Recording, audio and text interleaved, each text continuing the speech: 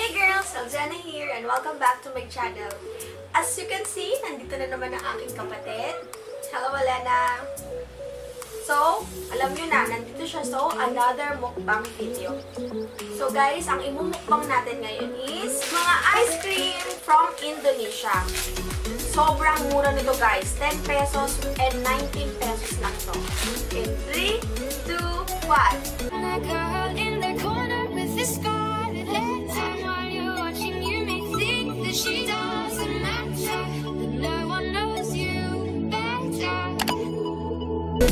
Okay guys, yung banda sa amin, may nabilihan ako ng ice cream from Indonesia.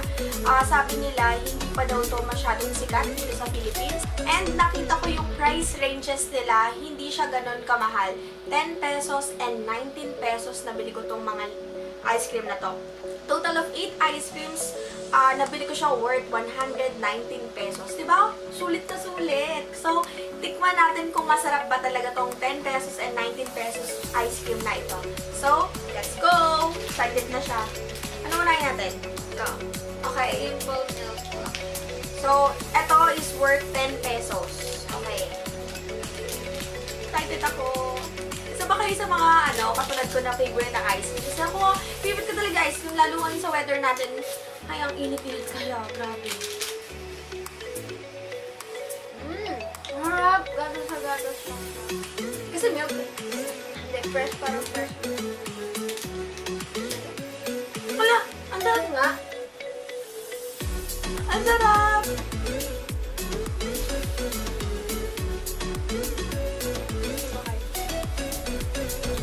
Sarap. Lasang gatas. Kailangan naman nabusin. Challenge yun. Okay, next na dito. Ayan o. Ay, ang pangalan nga pala, ang brand nga pala nung ice cream is, ayan o. Hindi ko naman anong pronunciation yan eh. Ice. O, bahala na kung ano ang pronunciation yan. Spelling is A-I-C-E. Then ito, looks watermelon.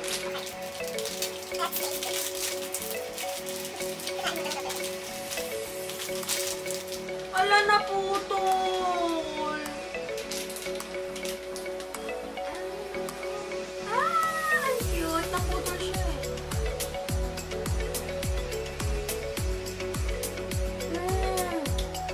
Ang sarap.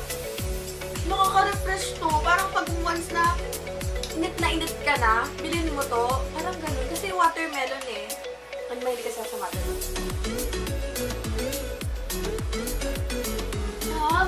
Mas gusto ko to kaysa dyan sa milk. Diba? Pero ang saan dito guys? 10 pesos din nga pala to.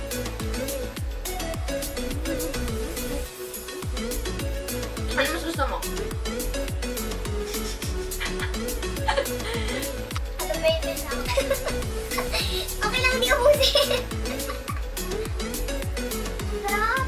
Ano gusto mo? Ito lang. Ako mas gusto ko to. Ikaw. Okay? Let's move on sa another 10 pesos. Ang flavor niya is chocolate. Guys, iba-iba yung variant ng choices nila. Kaya, it's a good thing. Kasi, diba, ganyan, may milk, may watermelon, then ito naman is, next is chocolate. Based sa picture, sa loob niya may, siya, milk, ang tawag doon? Milk with chocolate ito. Milk with chocolate.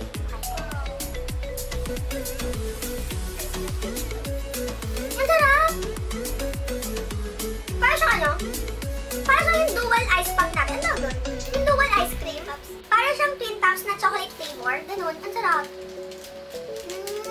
10 pesos lang dito guys ha. Ang sarap. Ayun, meron siyang milk filling sa loob. Sarap. Pati ka mapaubos. Ano? Sarap. Ano ba ba? Masarap kaya ha? Hindi matapos yung chocolate. Sakto lang. Tapos yung loob, parang hindi pero sakto-sakto kasi, diba? Hindi ka mauumay. Ayun guys, hindi kayo mauumay agad-agad. Lalo naman kami, diba? Ang dami namin titikman na ice cream. sarap. Next na 10 pesos, ito ang mango slush. As in, para siyang fresh mango na ginagawa.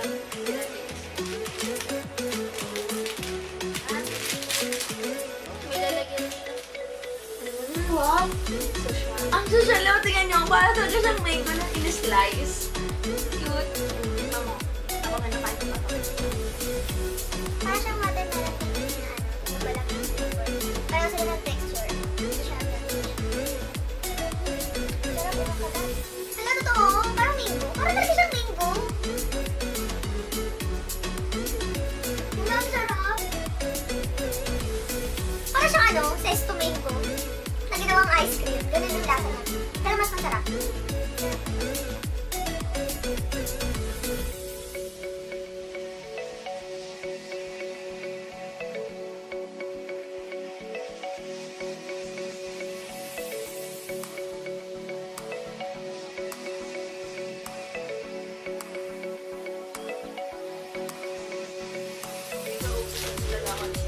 For ice cream na nabanggit na natin is yun yung 10 pesos. Then itong next 4 is worth 19 pesos na siya.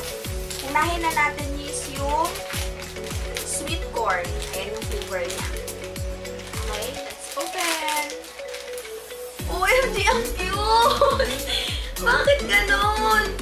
Pumais talaga. Pamais talaga. Nakalagay dito sweet corn, corn-flavored ice milk.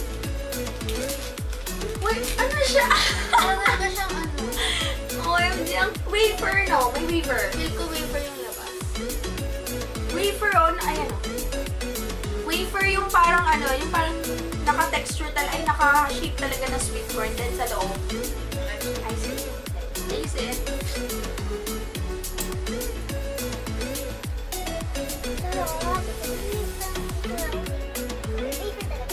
Parang siyang cone.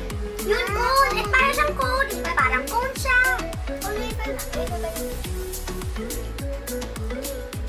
Ano? Kumabas yung ice cream. Ang sarap lang. Ano to? Kamaya na yun. Excited ako. Sarap ka lang. Wafer. Oo, yung cone na parang cone sa McDo. Ganun. Ano ice cream? Sarap yung ice cream. Hindi siya lasang-lasang sweet corn pero parang creamy, milky na sweet corn. Pero doon nalagay yung lasa ng mais. Oo, nandun yung lasa ng mais. Tama. Eh, syempre, yun yung favorite. Pero masarap. Kaya talaga yung nyo dito, yung parang 19 pesos. Sarap.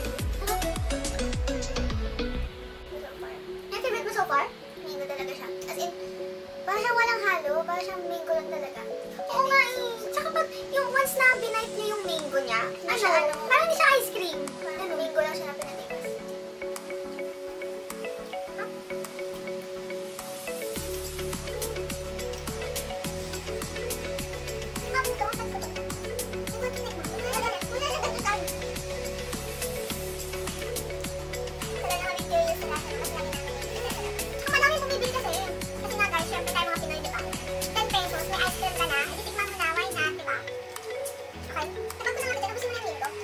Okay guys, itong napapakita namin next is, ayan, Yung mga premium ice cream. Oo, ito yung tinatawag nilang premium ice cream. Pare-parehas lang sila, magkakaiba lang ng flavor. Ito yung strawberry, coffee, and chocolate. Unahin natin na chocolate. Unahin natin yung chocolate. Ayan, para siyang, nung bumili kami, sabi ni Kuya, para siyang Magnum ng Philippines. Guys, magkano Magnum ng Philippines? Magkano? 59, 60, gano'n natin yung price. Then, ito, 19 pesos. Check natin. Kung may panlaban ba itong 19 pesos ng Indonesia, 60 pesos Magnum natin. Okay, ito yung feeling, ito yung tsura niya, oh. So, diba? Parang ng Magnum. Then, first bite. Ang sarap! Ang galing, oh. Meron siyang milk something, tapos meron siyang parang sabi pure chocolate yung liquid. So, parang dami niyang layer. Oo, guys, ang dami niyang layer. Kaya nga, based sa picture. Yung sa labas, yung milk, may chocolate ulit, tapos may something ulit na, anong flavor yun? Guys, ito nga pala yung nakalagay sa balot niya. Vanilla and milk flavored ice milk coated with 2 layers of chocolate. 19 pesos! 9 mga palawa. bite. Ito yung tsura niya nung first bite. Okay, next bite.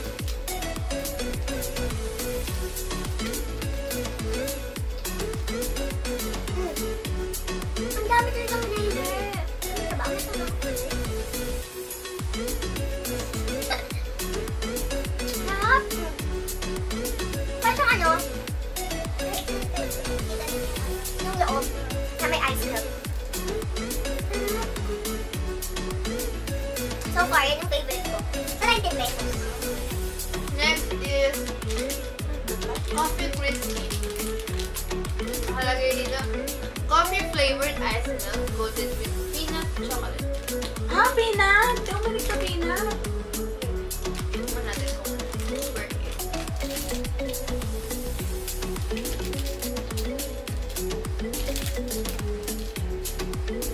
Pareho lang sila. Para mas makapal ito. Oo nga. Ba't ganun?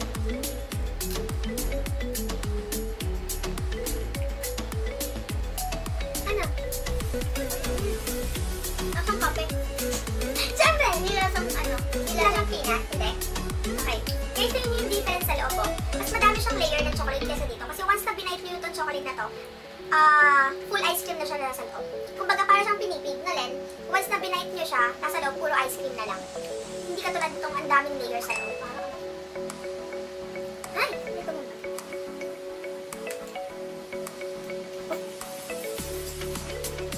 Nga! Asan yung coffee? Pero lalo nandun pa rin ng peanut na lasa. Dito to, babe. Wala kasi hindi ako pilit sa kape. Kaya hindi naman ako, I love coffee guys, pero hindi ko gusto yung peanut sa cream na lasa. So, hindi naman siya gusto. Okay guys, ito na yung last na ice cream. Ito din yung last na 19 pesos, ha? Nakalagay dito is strawberry crispy, vanilla and strawberry ice milk coated with white compound chocolate. Okay? Ano yung girl? Yung iba kinakain na. Okay? Bango! Bango ng chocolate! Ay, ng strawberry! Chocolate ka dyan, girl. Ang puti niya, makaputi pa siya sa kanya. Oo.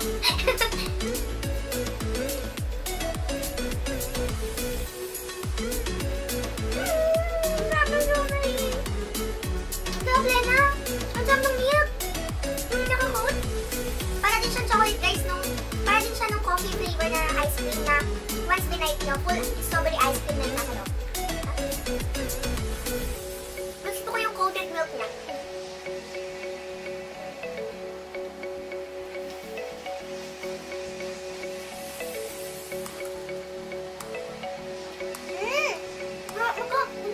Sarap! Magkalasa pa. Ano? Yung melon na ice cream. Oo, yung ang sarap! This is highly recommended. Oo nga, kalasa siya nung melon na ice cream. Tsaka yung kakamukbang lang natin na Korean, yung drink niya.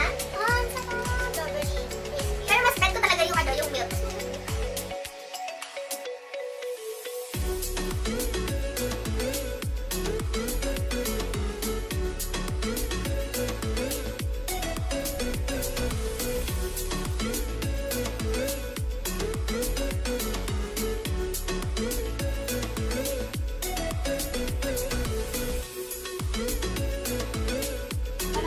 Anong favorite mo? Isa lang, ha? This one, highly recommended guys.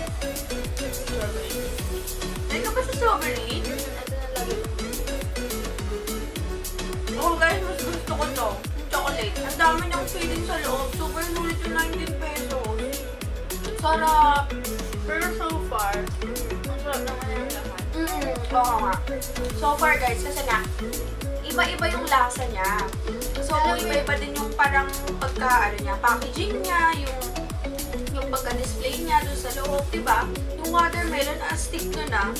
Tsaka yung price niya talaga, parang hindi makakalain na ganun yung lasa dahil sa price. Kasi di ba madami bumibili din na yung mga natitito sa pagbilang may ma-ice cream gano'n.